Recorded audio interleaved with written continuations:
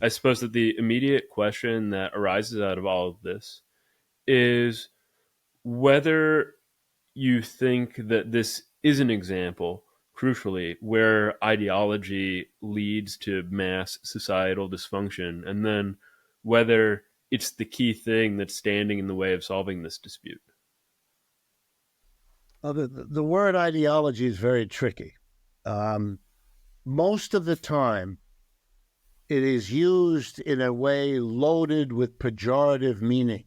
In other words, ideology is the word you use not only to describe what some other people think, but already to cast aspersions, to already raise the expectation that you're about to deliver some sort of attempted knockout blow to dissuade them from persisting with this way of thinking. I look at it differently. Every society's class differences show up directly or indirectly in particular ways of thinking. Human beings experience life differently. Let's make it personal just between you and me. You didn't have my mother, and I didn't have your mother, and you didn't have my father, etc., etc. So there's no way you and I could have emerged from the formative stage of our lives, first 5 years or first 10 or however you want to count it, without significant differences in how we make sense of the world. Because yours were shaped in a profound way by a mother and father that were not mine, and vice versa. Therefore, human beings make sense of the world differently. You grew up in a different town. You went to a different school. You had different playmates, and on and on and on. So I expect to find different ways of thinking about the world all around me.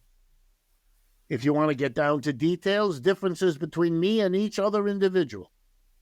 I'm married, for example. There are profound differences between me and my wife, between me and her and our 2 children, etc., etc. Now, I understand you can clump together people who have lots of differences but have a broad agreement about some things. Yeah. And you can call those philosophies or ways of thinking or intellectual approaches, or, if you like, ideologies. They're part of life. We have different ways of making sense of the world. And that becomes true with all those concepts that some of us, in the heat of our commitment to them, take out of their historical conditions of existence and raise up to some absolute standard as if they were there before any of us thought them, and that they are there independent of how we think about them, and they are the criterion or the standard by which we distinguish truth from falsity. I don't believe any of that. So for me, notions man, woman, white, black, Jew, Christian, nation, these are creations. These were ways that people put aside their differences to agree on something. If you push real closely, they never really agreed on it. They agreed to not talk about the disagreements they had about that subject, which we all do. It's one of the ways we compromise every day in our daily life. So none of these concepts exists outside the framework of how society creates it. By the way, Marx wrote a wonderful essay about Jews in order to make that same point. Very famous essay called On the Jewish Question. Because in Germany, I don't know if you're aware of it, but Marx's father was of Jewish origin, but participated in the 19th century. This already started in the 18th century, but there was a massive movement in Europe among Christians and Jews to walk away from these religious traditions, to see them as outmoded, and to think of themselves instead as a new generation of what in English got called free thinkers, and actually in German, Freigedenker, people who think freely. And Marx's father converted out of Judaism to become a free thinker, and Marx, that was what Marx then took, and for Marx, these were not relevant categories anymore. They were objects of interest. And he wrote that essay, what does it mean to be Jewish, trying to understand how historically this particular identification becomes important enough for people to take it seriously. Well, the same thing applies to the notion of a homeland for Jews. So Jews split, if you know the history of that community, between those who wanted a land, a place, a country, Zionists, and Jews who were not in favor of that. And they didn't like each other, and they fought lots of battles. And the majority of Jews, I don't know how you count this, but my understanding is that the majority of Jews never became Zionists and did not have any intention and have not gone to Israel, etc.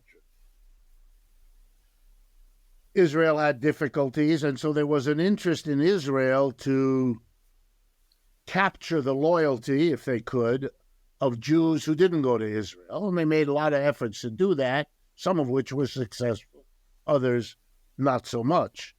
But you right away get the understanding that that part of the Jewish universe that goes to Israel is already self-selectively different from the part that doesn't. That's an important distinction because it becomes a way of differentiating subgroups within the community. Likewise, as I mentioned before, there is the difference between the socialistically, communistically oriented kibbutz mentality that remains part of the Israeli society that was once much bigger and more powerful than it is today. But those are folks that are not at all pleased with the dominance of modern capitalism inside Israel.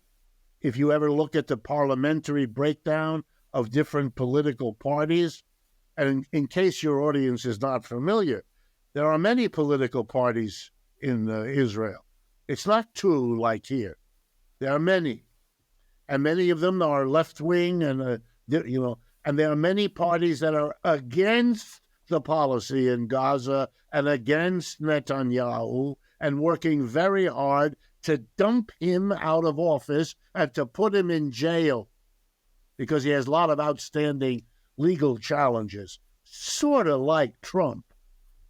Bribery, his wife has been, so forth. He dismisses it all as political in just the way Mr. Trump does. But those are the truths of what's going on there. Who do they rep? Where's the Israeli working class?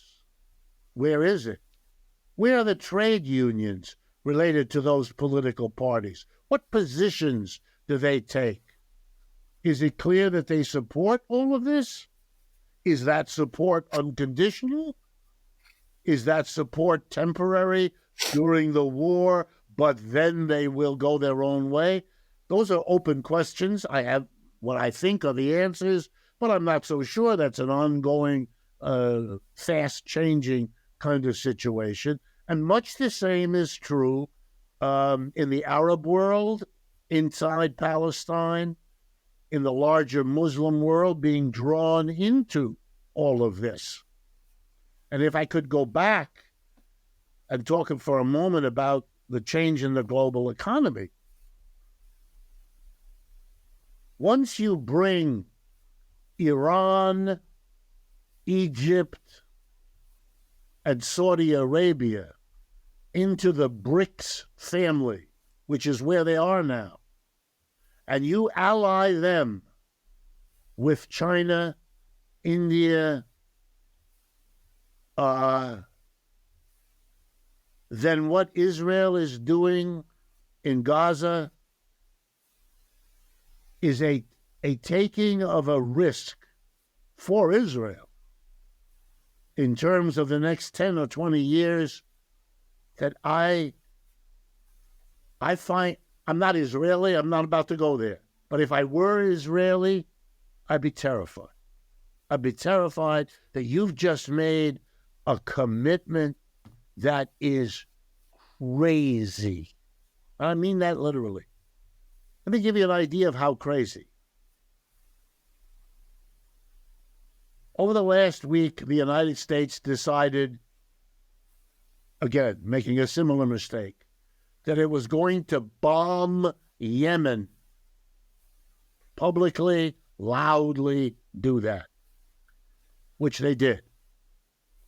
Assisting them, and I use the word assisting with a smile. The irrelevant deputy assistant was called in to do a little bombing alongside. That's Britain. Britain is a joke. No one needs it. It plays no definitive, decisive role whatsoever. And it didn't in this adventure in Yemen. But the foreign secretary, Mr. Cameron, and the defense guy, Scraps, or whatever his name is, gave an amazing statement. Went on TV to talk about we're bombing Yemen. And why are we bombing Yemen? Because the enemy is Iran. And then uttered these words: the whole world is watching, and we all know in the world that it's Iran that's behind the Houthis who are throwing missiles on those ships in the Red Sea. The whole world is... He's speaking for the United States and Britain. What the whole world is doing is cheering on the Houthis. He is so far gone, he can't see that. He is still the British Empire, this cold, wet offshore island of the continent of Europe, still imagines it. It's as if some politician in Rome got up and spoke about the Holy Roman Empire, and someone had to tap him on the shoulder and said, that was gone 1,000 years ago, Jack. You can't speak like that anymore. No one gives a crap what you think. No, why am I telling you this? Because the inability to think for a minute, how is this experience we're going through understood differently by other people? And why would they think about it differently? We don't have that. We go back to the epistemological problem. There's a right and a wrong way. Mr. Cameron thinks he's got the right way to think about it. So he doesn't have to worry. Why do you study a wrong perspective? We know what the right one is. Happens to be mine. So I don't have to do the work of understanding why you see it differently. What is Israel going to do? Hitching its horse to the United States. They didn't even do it that badly during the Cold War. Israel tried to hold on to its own relationships with the Soviet Union. I don't know if your audience is aware of it, but they did. And the Soviets responded. They were clearly American allies, but not now. They're foreclosing that because they're doing what they're doing. And that doesn't seem to register. They can't even hear in Israel President Biden saying to them, hey, you're going too far even for me. And that's not a good sign, since I'm considered to be going pretty far in that direction. You don't really want to outgo to me. You really don't want to do it. And I don't want you to. It'll make my life more difficult. This, for me, is usually a sign in which you have disconnected the decision-making apparatus, which happens sometimes, from all the underlying real struggles and conflicts, so that now the leaderships are making decisions that are good and connected to a part of the larger society, but they are no longer taking into account the alternative perspectives without which you make unspeakable mistakes in life. If you don't understand that your husband or your wife or your boyfriend or your girlfriend or your children are different people who see and experience the world differently, you are going to have misunderstandings between yourself and them that can be, often are, catastrophic. You're much better off trying to understand how they see. You don't have to agree with them, but you can work out the differences of perspective and hold on to love and other connections you have with them. But you destroy that opportunity if you live in that world in which you've got it right, and everybody else is in the lame place of error.